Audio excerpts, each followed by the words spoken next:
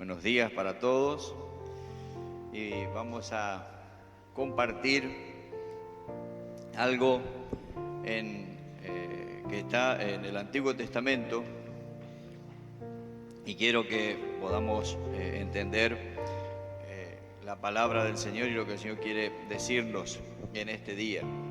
En esta semana que pasó estuve escuchando una meditación, una reflexión basada en aquel pasaje que figura en Crónicas, donde habla de las diferentes personas que estaban participando de las tribus, y dice que de la tribu de Isaacar había 200 jefes junto con sus parientes. Todos estos hombres entendían las señales de los tiempos y sabían cuál era el mejor camino para Israel. O, como dice otra traducción, de los hijos de Isaacar, 200 principales entendidos en los tiempos y que sabían lo que Israel debía hacer y cuyas órdenes seguían todos sus hermanos. Y en esa reflexión, esa meditación, se resaltaba el hecho de la importancia y la necesidad que tenemos de personas que sean entendidas en los tiempos. Uno dice, ¿pero qué significa eso? Y no son todos los tiempos iguales, más allá de que el pecado es el mismo, de que el diablo sigue actuando, de que Dios no cambia, de que el mensaje del Evangelio hay que predicarlo, de que el cristiano debe vivir en santidad. Todas esas cosas son conocidas, pero hay tiempos de bonanza, podemos decir, hay tiempos de tribulación, está el tiempo del comienzo de la iglesia, que se relata en el libro de los Hechos de los Apóstoles. Después hay otros, en la misma escritura, hay otros pasajes que ya nos van hablando más del final del primer siglo. Y después tenemos lo que estamos viviendo ahora, las cosas que han pasado a lo largo de la historia. Entonces hace falta entender el tiempo en que estamos viviendo y qué es lo que hay que hacer. Y qué bueno es que haya personas que tengan esa capacidad de discernir los tiempos, de entender los tiempos y de poder guiar a otros en lo que hay que hacer. Y tenemos que orar al Señor para que eso también suceda ahora en nuestros días. Por ejemplo, ayer se hizo una marcha a nivel nacional en defensa de las dos vidas. Bueno, y es correcto hacer eso. Uno dice, pero es necesario que la iglesia salga. Sí, en este momento la iglesia tiene que manifestar y mostrar lo que piensa, lo que sabe que es la voluntad de Dios, y tenemos que mostrarnos. No es que uno dice, no, pero si nosotros tenemos que predicar el Evangelio. Sí, y también tenemos que luchar por la justicia. Tenemos que hacer todo lo que podamos hacer, que Dios nos permita hacer, para que el mal no avance. Obviamente el mal seguirá avanzando, pero la iglesia debe ser la que va siendo la luz y la sal y va frenando ese avance satánico. Ayer se movilizó la iglesia en todo el país, incluso acá en Corrientes fue multitudinaria la movida, y bueno, es una manera de que la iglesia entienda que en este tiempo tiene que hacer eso, tiene que actuar de esa manera. Hemos entendido que en los tiempos que estamos viviendo de la pandemia, bueno, tuvimos que trabajar de otra manera, utilizar las redes sociales. Por ejemplo, no hace mucho, hará 2 o 3 años, estábamos un grupo de pastores reunidos y uno de ellos dice, y es una persona que no solamente es pastor de iglesia, sino que también participa en algunas actividades comerciales, laborales, es biocupacional, como se dice. Y también, sin embargo, él dijo, en esa oportunidad dijo, no tengo WhatsApp ni Facebook, eso es del diablo. Resulta que hoy tiene WhatsApp y Facebook, porque nos damos cuenta que no es así. O sea, hay que saber usarlo, pero imagínense que a nuestros antepasados más viejos que yo le hubiéramos dicho que vamos a predicar por internet, redes sociales, cuando muchos de ellos decían que el televisor era el cajón del diablo, la caja del diablo. Entonces hay que entender los tiempos y damos gracias a Dios porque esta cuarentena nos tocó con tantos medios tecnológicos con los cuales podemos llegar a tantos lugares.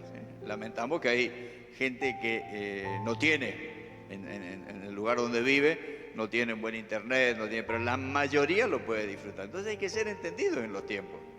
A los que somos más viejos nos costó un poquito, pero vamos encontrándole la vuelta. Vamos tratando de salir por las redes y de compartir el Evangelio. Hoy ya no podemos hacer lo que hacíamos antes, de ir casa por casa, de reunirnos. La semana pasada se publicó en los diarios, o esta semana, que no sabemos si es un pastor o es un cura católico, porque primero dice pastor evangélico, hizo una reunión y después más adelante habla del cura. O sea, no sabemos qué, porque salió en un diario acá, pero sí sabemos que un religioso de acá de Corrientes se fue acá cerquita, unos kilómetros, a un paraje, una localidad, en una casa, hizo una reunión con más de 50 personas. Él estaba contagiado, el que fue, él era positivo, contagió mucho, incluso el dueño de casa murió, no solo se contagió. Y bueno, hay que ser sabio, hay que entender los tiempos. Ahora, esa no es mi meditación para esta mañana, esa es la introducción, porque después que yo escuché esa prédica, y la tengo acá, la levantaron al canal de YouTube de la UEA, así que el que quiera entrar en la Unión Evangélica de la Argentina, el canal de YouTube lo va a encontrar, pero yo voy a ver si les puedo poner el link en el grupo de la iglesia para que ustedes lo vean. Es una prédica que dura 10-12 minutos, un devocional. Pero yo lo escuché durante el día y a la noche, como es mi mala costumbre de tener insomnio, yo no duermo, y al no dormir pienso, y cuando pienso menos puedo dormir, y así le voy dando. Y entonces el Señor me dio algo, y es entendidos en los tiempos, pero para actuar con valor y denuedo. Porque la pregunta que yo me hice esa noche y que después desarrollé algo es: ¿por qué no se actúa conforme a lo que entendemos que es lo correcto y lo que se debe hacer? Porque ¿de qué sirve que haya personas entendidas en los tiempos, que sepan discernir lo que hay que hacer, que nosotros lo escuchemos, o si es a nosotros que nos dio el Señor, lo compartamos y digamos esto hay que hacer, y después no se hace nada? ¿Para qué sirve? Entonces encontré varias razones, pero esas las vamos a ver al final, porque primero quiero leer con ustedes Jueces capítulo 5. Yo copié de una traducción, no puse acá cuál es, pero creo que es la NTV. En Jueces, a ver, levante la mano los que leyeron el libro de Jueces. No me vas a decir, Martín, que no lo leíste. Sí, lo leíste, entonces levantá la mano. Enzo, ¿vos tampoco lo leíste? Ah, levantá la mano. Ah. Natalia, ¿vos tampoco leíste todavía el libro de Jueces? Ah, ¿qué le pasa? Que tienen vergüenza. Estimo que han leído el libro de Jueces, lo dejo ahí y que su conciencia le redarguya después. El libro de Jueces es la historia de Israel después de la muerte de Josué y hasta el último juez, que es Samuel, que después va a escribir los libros de Primera y Segunda Samuel. Es uno de los tiempos más oscuros, más negros de la historia de Israel, especialmente en los últimos capítulos de Jueces. ¿Qué pasaba en el tiempo de los jueces? El pueblo hacía lo que se le daba la gana, se alejaba de Dios, Dios le mandaba a algún pueblo vecino, pagano, que venía, le robaba las cosechas, los animales, mataba a algunos y los tenía mal. Entonces el pueblo se arrepentía, pedía perdón, lloraba, ay Señor, lloraba. Dios le mandaba un juez, un libertador, ahí lo tenemos a ver, menciónenme alguno. Hay uno cortito de 3 letras, a otro, pero hay otro conocido, uno que se parecía a mí. Ese, gracias, se parecía a mí. Sansón, Gedeón y un montón más. Venía el juez, los liberaba. Mientras el juez vivía, los gobernaba bien. Se moría el juez, volvían a pecar. Dios le mandaba otra vez el juicio. Lloraban otra vez, pedían perdón, le mandaba otro juez. Los liberaba, tenían un tiempo de vida del juez, andaban bien. Y así se repitió esa historia a tal punto que hay una frase en el libro que dice: cada uno hacía lo que bien le parecía. Hacía lo que se le daba la gana. Y en una oportunidad, estando así, el Señor llama a un hombre llamado Barak, pero él no se anima a ir, sino va con Débora, que era una mujer, una profetisa. Y entonces van, logran la victoria, y aunque lamentablemente Barak se perdió el honor, la recompensa, porque le dijo: yo voy con vos, el honor lo va a llevar una mujer. Y no fue ella, fue la que mató al capitán del ejército, creo que se llamaba Jael, la mujer. Entonces hacen un cántico, y en Jueces 5 dice así la canción de Débora.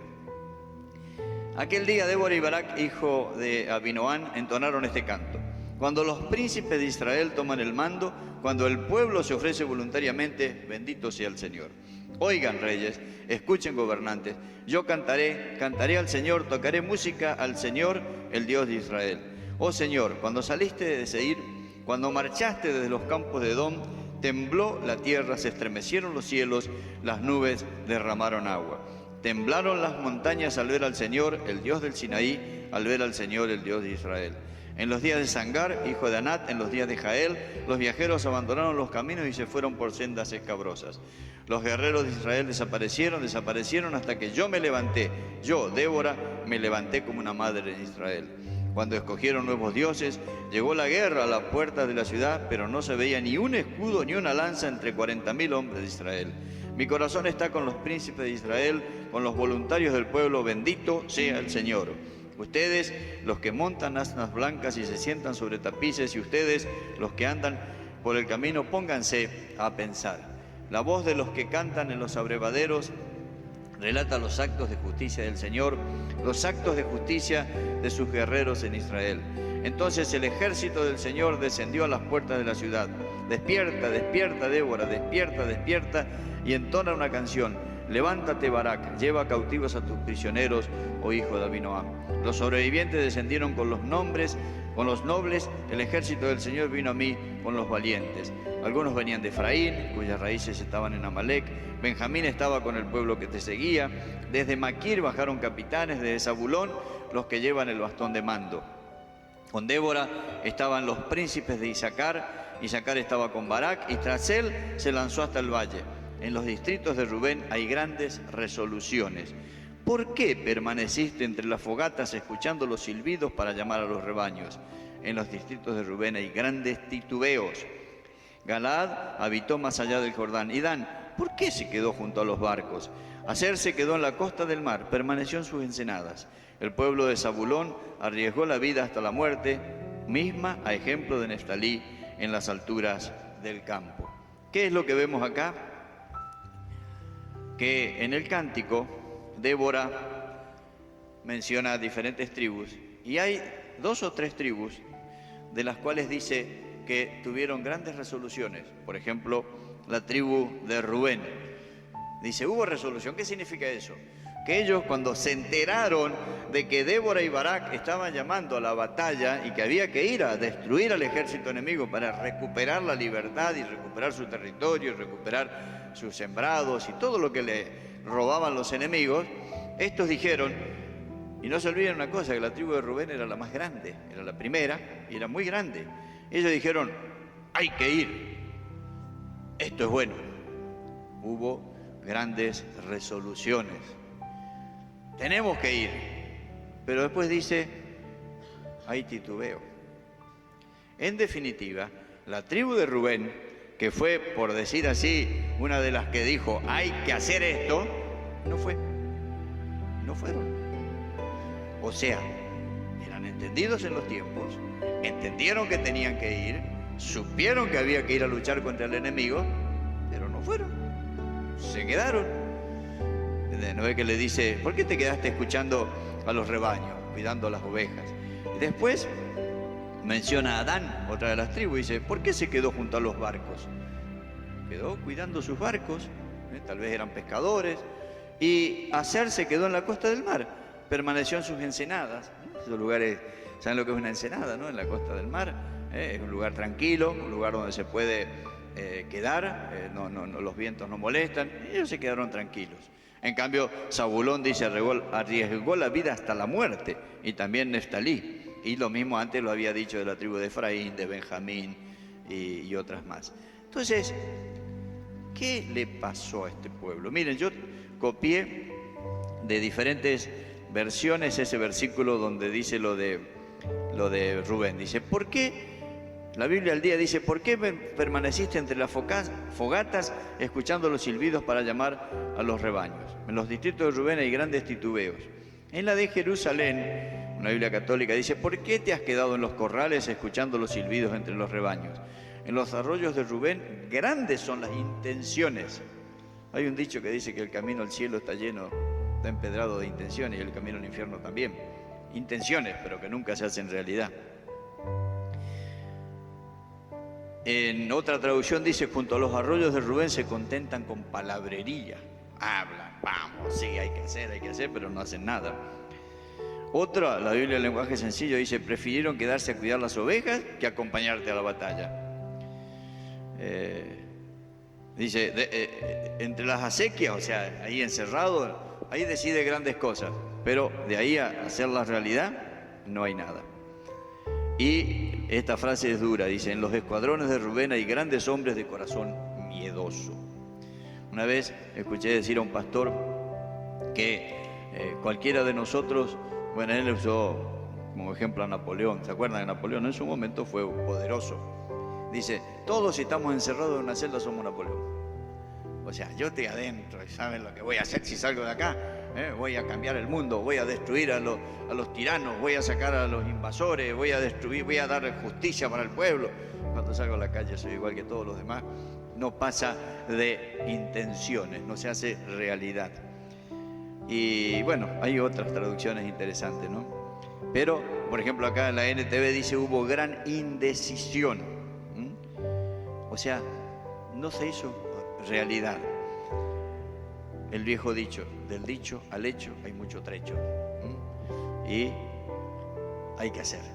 No solo decir, sino hay que hacer. Y esto, yo estaba orando y pensando, ¿se puede aplicar a una congregación? ¿Se puede aplicar a toda la iglesia cristiana de una ciudad, de una provincia, de un país? Pero también se puede aplicar a cada uno de nosotros. Y yo creo que lo tenemos que aplicar como iglesia, lo tenemos que aplicar como un cuerpo unido, que todos juntos tenemos que decir, bueno, si esto es lo que Dios está mostrando, esto es lo que tenemos que hacer y vamos a ir juntos. Y también pensar en lo personal, decir, bueno, el Señor me habló esta mañana con la palabra, o ya sea en la predicación del domingo, ya sea en los devocionales, que espero que cada uno de ustedes todos los días tome sus Biblias, lea un pasaje. Y como veían ayer los jóvenes adolescentes en la clase, no es cuestión de abrir así, saltear acá, después venir acá, ni tampoco leerla en una manera cronológica, arrancar en Génesis y terminar en Apocalipsis, porque es bueno ir buscando lo que vamos entendiendo, lo que nos va sirviendo, pero leerla de una forma metódica, una forma sistemática, meditar en ella, pero de nada sirve leerla, meditar, si después no llevo a la práctica lo que aprendí. Fíjense que hay un versículo, a ver quién me busca, Deuteronomio 29, 29. Todos conocen ese versículo. A ver, ¿qué dice? Díganme lo que dice, aunque no sea exacto. Las cosas a Dios. Y después dice, ¿y las reveladas? Para siempre. Bueno, pero la última frase, la que está después de eso, nadie le presta atención. Las cosas secretas pertenecen a Jehová, a Dios. Para siempre, y las reveladas son para nosotros. Y la siguiente frase que dice, no, pero digo, ¿por qué no leemos esa última frase? ¿Por qué nos gusta decir, lo secreto le pertenece a Dios? Sí, yo no voy a meter en eso, que es imposible que yo lo sepa. Por ejemplo, un secreto de Dios, ¿quién me puede decir? Que todos queremos que se revele, pero no se va a revelar. Yo quisiera saber la fecha, el día, la hora, el lugar. No, lo voy a saber en el momento que sea. Ese es un secreto de Dios. Entonces digo, bueno, en eso no vamos a empezar a especular, a elucubrar, a inventar cosas, porque no puedo saber, porque lo dijo Jesús, no lo van a saber. Secreto de Dios. Pero hay otras cosas que sí yo sé, yo tengo que saber que la salvación es por medio de Cristo, que Jesucristo va a venir, y eso es verdad, eso yo lo sé. También la Biblia me dice que tengo que hacer esto, aquello, lo otro. Entonces ya descubrí lo secreto, descubrí lo revelado, pero tengo que aplicar la última frase, a fin de que pongamos por obra lo que aprendimos. Si no, ¿para qué nos sirve? Hoy aprendí que no tengo que fumar más, mientras estoy fumando, ¿viste? Hoy aprendí que no me tengo que emborrachar, mientras estoy del pico tomando ahí.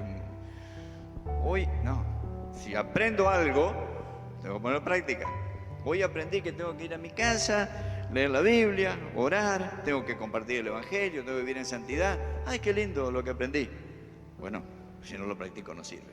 Entonces, estas son las razones que encontré yo que puede ser las causas de que seamos como la tribu de Rubén. Grandes resoluciones, ninguna decisión práctica. Algunas razones. La primera que anoté es comodidad. ¿Por qué se quedó Rubén? Y porque estaba cómodo, si tenía sus ovejas ahí. ¿Por qué se quedaron las otras dos tribus? Creo que era Dan y la otra. Porque uno estaba en la ensenada, un lugar tranquilo, donde los vientos no molestan, en el mar. Si llegó el invierno podés dejar tu barquito ahí y invernar. No como le pasó a los en el último viaje de Pablo, por no hacer caso, naufragaron. Entonces se quedan cómodos. ¿Y para qué me voy a enloquecer? Si se predico el evangelio a algún vecino o a un compañero de trabajo o a mi patrón, capaz que me echan del trabajo. Si predico en el horario se va a alojar el vecino. Si obedezco esto, no, estoy cómodo así, ¿para qué? ¿Cómo molesta al pastor? Quiere que hagamos esto, aquello, lo otro, que vayamos a predicar, que vayamos a congregarnos, que trabajemos, que ayudemos en la limpieza. Qué lindo sería, tenés razón, hay que limpiar. Vamos a estar como aquel hermano que ya está en la presencia del Señor, que siempre nos decía, cuando con el pastor, yo no era el pastor en esa época, organizábamos alguna actividad en la iglesia, me acuerdo una vez teníamos que hacer unas columnas, levantar una pared, hacer un piso, y el hermano nos decía, hay que hacerlo, hermano, yo voy a estar en casa orando por ustedes. Y nos apoyaba en oración él, pero la pala no la agarraba nunca. Tenemos que dejar de lado la comodidad.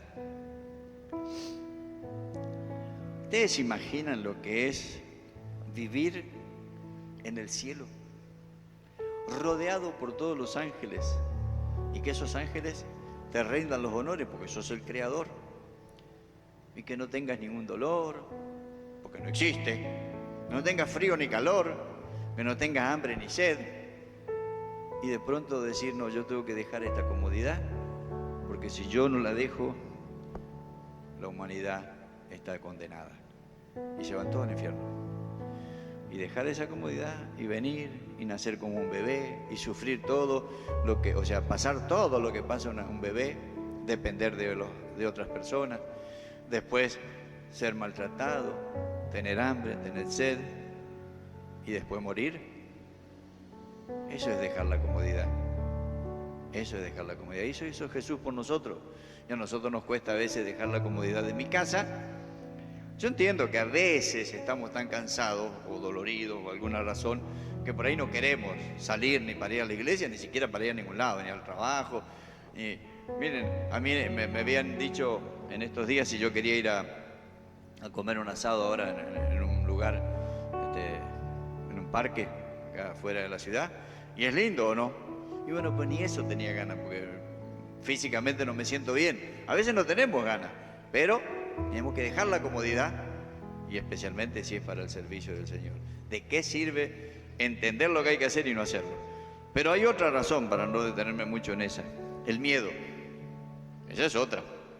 No menciona eso, que la tribu de Rubén no se haya quedado por miedo. Pero a veces sí, puede ser que hay personas que por el miedo no se animan a ir adelante en lo que Dios les manda hacer. El miedo al que dirán, el miedo a lo que me puede pasar, el miedo a lo que puedo perder, el miedo a tantas cosas, a los compromisos, a la responsabilidad. Cuando fuimos a la escuela, me acuerdo, y ahora los que siguen en la escuela, a veces teníamos miedo, porque es lindo. Hay momentos de decir, qué lindo, hoy fui a la escuela, aprendí esto, pero después viene el miedo de los exámenes y el miedo, ¿será que podré completar? Ahora estos días yo veo la sonrisa atrás del barbijo de algunas, están contentas porque parece que terminaron ya lo que tenían que hacer y van a estar aprobadas para pasar de año. Pero el miedo a veces nos frena, hermano, el miedo es peligroso. Yo creo que tampoco hay que ser un temerario de ese que no respeta nada. Tenemos que ser prudentes y respetuosos. No tener miedo no significa que me voy a subir una moto, voy a andar sin casco, no sé si la moto está bien, si tiene las cubiertas bien o están todas lisas y encima la voy a poner a 200 kilómetros por hora. Yo no tengo miedo, no, eso es ser estúpido. Eso es ser un temerario que no sabe lo que hace. Pero si viviéramos atados al miedo no saldríamos ni a la calle. Y entonces, si yo entiendo que tengo que hacer algo, lo tengo que hacer. En el tiempo de Jesús, cuando a Jesús lo iban a crucificar, sus queridos 11 que le quedaban, porque uno ya no estaba, salieron corriendo. Y agarró un miedo. Tal fue el miedo de Pedro que lo negó. No lo juzguemos porque de nosotros hubiéramos salido a correr antes que ellos. Pero el miedo nos hace eso.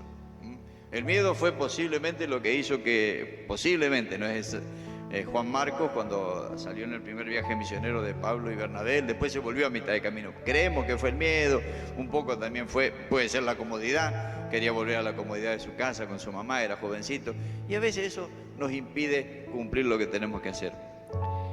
Hay una tercera razón, y yo la puse así: prioridades incorrectas. Hay personas que saben que el domingo no es que sea un día sagrado como era el sábado en Israel, que si lo transgredías, si trabajabas o hacías algo en el sábado te apedreaban. Eso era bajo la ley. Estamos bajo la gracia, no nos van a apedrear porque el domingo estemos haciendo algún tipo de trabajo, alguna actividad. Pero sí entendemos que tenemos que poner primero al Señor que las cosas. Y a veces estamos, por ejemplo, algunos que tienen trabajos, en vez de decir, bueno, yo el domingo en la mañana no voy a ir a mi trabajo, voy a congregarme para orar, para adorar al Señor, para cantar, para recibir del Señor. Y dice, no, ¿saben? Yo estoy convencido que cualquiera que tenga una actividad comercial, lo que fuera, que pueda hacer el día domingo, no se va a enriquecer si trabaja el domingo a la mañana en vez de venir al culto. Ni se va a fundir porque cierre su negocio o su actividad y venga a la reunión. O sea, no le va a cambiar en lo económico. Bueno, sí le va a cambiar en lo económico. ¿Saben qué le va a cambiar? Que si es fiel al Señor, Dios lo va a bendecir. Eso se lo puedo asegurar. Entonces, las prioridades incorrectas. A veces el Señor nos manda a hacer algo, nos pide que hagamos algo, que dejemos algo, pero no. Primero yo, primero mi familia, primero esto, primero aquello. Tengo que cuidar mi vida, todo mi ser, espíritu, alma y cuerpo. Tengo que cuidar a mi familia, tengo que cuidar mi trabajo, pero primero tiene que estar el Señor. Lo dijo el Señor. Si alguien pone a alguien, sea padre, madre, hijo, lo que fuera, antes que a mí, no puede ser mi discípulo.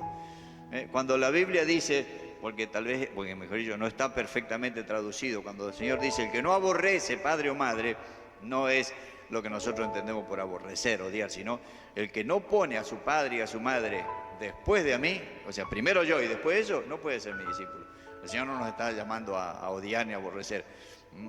Hay una sola cosa que tenemos autorizado a odiar. ¿Qué es? El pecado hay que odiarlo, aborrecerlo. Comodidad, miedo, prioridades incorrectas, incredulidad, falta de fe. Cuando Israel sale de Egipto, tenían una meta que era la tierra prometida. Llegaron rapidísimo. Podían haber estado ahí 40 años antes de lo que estuvieron, pero la incredulidad no les permitió entrar. No pudieron conquistar la tierra prometida, murieron en el desierto todos los rebeldes y 40 años después entraron. Fíjense lo que perdieron por la incredulidad. Ahora ellos sabían que eso era lo que Dios les había dado. Moisés fue levantado por el Señor, llamado por el Señor, le demostró la mano de Dios poderosa a través de todas las señales que le hizo al salir de Egipto. La última, además de la muerte de los primogénitos, después el Mar Rojo que se abrió. Pero ¿qué pasaba ahora? Incredulidad, falta de fe. El Señor te dice, tenés que hacer esto. No, pero sí, es verdad, la verdad que hay que hacerlo, pero yo no sirvo para nada, yo no me animo. Sale mucha plata. Y si Dios no me da la plata, si no me provee, ¿de dónde lo saco? Dios nunca te dijo, calculá si tenés plata y entonces vamos a predicar. El Señor te dijo, o hacé que si yo te mando, yo me hago cargo. Entonces la incredulidad. Es lo mismo que pasa a veces con nuestro tiempo al Señor, nuestros bienes que tenemos que compartir con el Señor, debemos aportar. Hoy cuando se oró por diezmos, por ofrenda, por primicias, y yo dice, no, pero si doy no me va a alcanzar. Y sí, con esa mentalidad, aunque te quedes con todo lo que tenés, siempre algo te va a faltar. Pero el que es fiel en sus tiempos, dándole el tiempo al Señor, dándole dinero al Señor, dándole cosas al Señor, dándole todo su afecto al Señor y su corazón, Dios no va a fallar en esa fe. Yo recuerdo cuando, allá por el año 80 y pico, estaba estudiando el curso de teología pastoral, o sea, lo que se estudia para el primer estudio, el bachillerato pastoral. Había dos compañeros de estudio que estaban con nosotros, que ellos estaban comenzando el primer año de medicina. Lástima que no está Belén acá, pero creo que es el más difícil de todo, porque uno se tiene que adaptar a otro tipo de estudio, viene de estudiar en la secundaria y además no es fácil. Sin embargo, estos muchachos, además de sacar excelentes notas ese año en medicina, eran de los mejores alumnos con nosotros estudiando teología pastoral, o sea, el seminario. ¿Por qué? Porque creyeron que Dios les iba a dar la fuerza y la capacidad. Entonces, no dijeron, no voy a estudiar más, porque, o sea, voy a dejarlo de teología porque tengo que hacer medicina. No, el Señor va a dar la fuerza. Es como aquel que deja de participar en alguna actividad de la iglesia porque dice, no, porque yo tengo que hacer otra cosa. El Señor te llama a hacer algo, hacer lo que también tenés que hacer, tu trabajo, sus estudios, tu carrera, que el Señor no te va a faltar. El Señor va a dar fuerza y va a dar más capacidad. La incredulidad, la falta de fe, hace que aunque entendamos que algo hay que hacerlo, no lo hagamos. Ahora hay otra que es peor, es la rebeldía. El pueblo de Israel, volviendo al ejemplo de ellos, no solo por incredulidad se quedó en el desierto, sino por rebeldía. Por rebeldes sufrieron mucho, pagaron el precio. Y bueno, y el cristiano rebelde también sufre. ¿Por qué? Y porque a Dios aborrece la rebeldía, obviamente.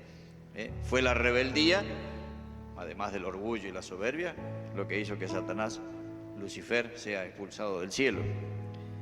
La indiferencia, eso es lo que vemos en estas otras tribus. A ver si lo encuentro rápido. Que dice, ¿por qué Dan se quedó junto a los barcos? Aser se quedó en la costa del mar, permaneció en sus ensenadas. O sea, ellos estaban indiferentes. Sí, bueno, hay que hacer, pero con que lo hagan los otros alcanza. Si llaman unos cuantos. Salvo cuando Dios decide achicar el número, como el caso de Gedeón. ¿Y por qué lo achicó? Porque él quería que se viera, que el pueblo viera que la obra, la victoria, era solo de él y no de el número de la gente, para que no se gloríen, para que ellos no se enorgullezcan. El Señor le achicó el número a Gedeón. Pero en este caso, en ningún momento Dios dijo, bueno, esa tribu que desee con esta otra me alcanza. Tenía que ir todos, como un solo hombre. Y estas dos tribus, por indiferencia. Y hermanos queridos, a veces hay indiferencia en el cristiano. No estamos viendo la necesidad que tiene el mundo, lo que están sufriendo, el destino de aquellos que no tienen a Cristo. A veces decimos, pero es una pérdida de tiempo ir a visitar una familia, una persona, perder el tiempo para ir a una persona, no. ¿Por qué? Jesús vino por uno, o sea, vino por todo, pero vino por vos. El Señor, si hubiera sido uno solo, pues habría que morir, por eso hubiera muerto. Y a veces no, me acuerdo cuando yo iba a la cárcel, íbamos por una persona.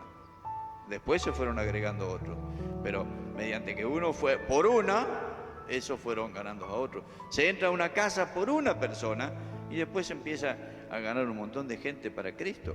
O sea, no hay que menospreciar, no hay que ser indiferente a la necesidad de la gente, y hay que llevarle el Evangelio, y menos ser indiferente a lo que Dios quiere que hagamos. Y la última que yo puse son las discordias, las disensiones, los desacuerdos, que creo, bueno, acá no lo traje, pero en el pasaje allí también está, que no se ponían de acuerdo a veces, Y claro, cuando hay que hacer algo, pero tiramos todo para lados diferentes, si hay discordia, hay disensión, hay desacuerdo, y no vamos a poder hacer lo que el Señor quiere que hagamos. Por eso tanto habla la Escritura de la necesidad de la unidad, de estar en un mismo sentir, como dice el apóstol Pablo, sean un mismo sentir, un mismo espíritu los guíe, una misma razón. Vamos adelante llevando el reino de Dios, llevando el Evangelio, y tenemos que tener un mismo sentir. Mientras no haya unidad, va a ser difícil que aquellos que entendimos que hay que hacer, podamos hacerlo bien. Fíjense lo importante que es que cuando Jesús hace esa oración que está en Juan 17, esa oración que la llamamos la oración sumo sacerdotal de Jesús, cuando le habla al Padre, hermosa oración, Él pide en 2 o 3 oportunidades, Padre, que sean uno, como somos nosotros, ¿no? Que ellos sean uno, y da una razón. ¿Cuál es la razón para que seamos? ¿Cómo va a creer el mundo un mensaje que habla de salvación, que habla de amor, que habla de unidad, pero que se lo está proclamando gente que no está unida, gente que está en desacuerdo, gente que está en discordia entre sí, que no hay una unidad en el espíritu? Entonces, hermanos, es importante que entendamos los tiempos que vivimos, y gracias a Dios que los estamos entendiendo, estamos sabiendo qué tiempo estamos viviendo y que son los últimos tiempos y que hay que luchar por la justicia, predicar el Evangelio, extender el reino de Dios, pero también es importante que hagamos realidad, llevemos a la práctica lo que estamos entendiendo. El Señor quiere que aprendamos a discernir los tiempos en que vivimos, que sepamos interpretar las señales que vemos a diario, y también anhela el Señor que hagamos lo que corresponde hacer, habiendo entendido el momento de la historia que nos toca vivir. A mí me hubiera gustado mucho haber estado con los discípulos allá en el primer siglo. Me hubiera gustado mucho, hubiera sido muy emocionante haber estado allí en lo que se relata en el capítulo 1 de Hechos, de ver al Señor volver. De ver al Señor partir, mejor dicho. O sea, habría sido hermoso estar ahí. Maravilloso. Pero el Señor es tan bueno, el Señor es tan bueno, que a nosotros nos está deparando algo mejor, porque nosotros lo vamos a ver volver, nosotros lo vamos a ver regresar, y nosotros vamos a ir a reinar con Él por toda la eternidad. Pero que cuando venga nos encuentre haciendo aquello para lo cual Él nos ha mandado que hagamos. Cuando el Señor repartió la parábola de los talentos, ellos sabían lo que tenían que hacer, sabían perfectamente. Pero hubo uno de ellos que fue rebelde, que tuvo miedo, que fue incrédulo y no hizo lo que tenía que hacer, perdió todo. Y los otros fueron recompensados. Las vírgenes sabían que tenían que llevar aceite de repuesto por si se les terminaba el de las lámparas, porque no sabían en qué momento llegaba el esposo. Pero no lo llevaron. Y cuando vino el esposo se quedaron afuera. O sea, es importante saber, es importante conocer, pero no sirve solo con saber y conocer. Hay que hacerlo realidad. No hay que titubear, no hay que ser miedoso, no hay que ser indiferente.